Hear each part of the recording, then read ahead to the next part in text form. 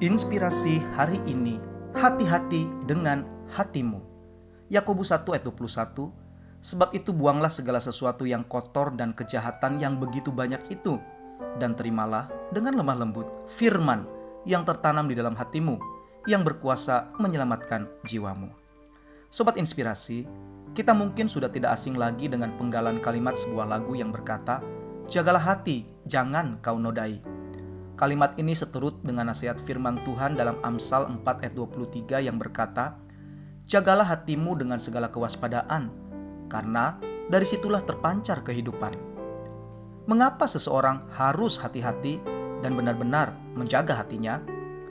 Jawabannya adalah karena segala yang terekspresikan keluar dari kehidupan seseorang, baik itu hal-hal negatif atau hal-hal positif, semuanya itu berasal dari dalam hati. Bisa dikatakan, hati adalah tempat di antara bagian tubuh kita yang menjadi tempat menampung segala perasaan, baik itu perasaan-perasaan yang baik maupun perasaan-perasaan yang jahat. Hal inilah yang seringkali menjadi kesempatan buat si jahat untuk mencoba mengintervensi dan mengendalikan hidup kita.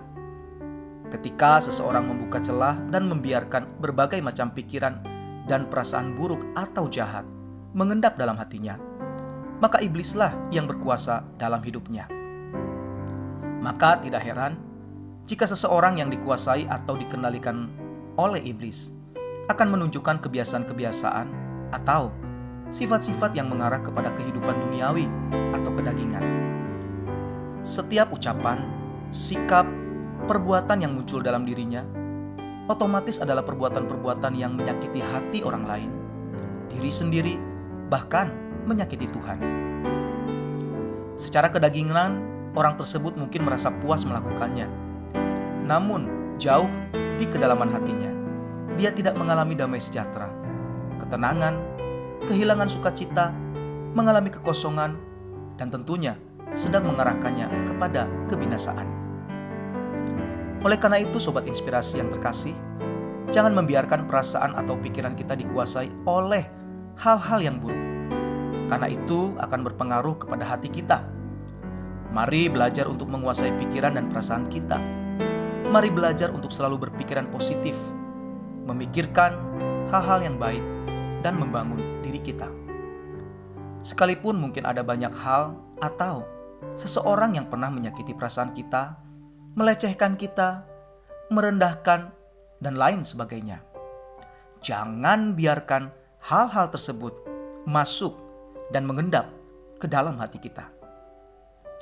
Dalam Yakobus 1 ayat 21 yang kita baca di awal, kita umat percaya diingatkan untuk tidak membiarkannya, namun segera mengambil tindakan, yaitu patahkan, lawan, dan buang jauh-jauh perasaan dan pikiran tersebut. Sebaliknya, terimalah dan masukkanlah firman Tuhan yang benar, yang berkuasa ke dalam hati kita. Firman itulah yang akan menjaga hati kita untuk tetap bersih. Firman itulah yang akan membersihkan setiap sampah-sampah kotor yang ada dalam hati kita.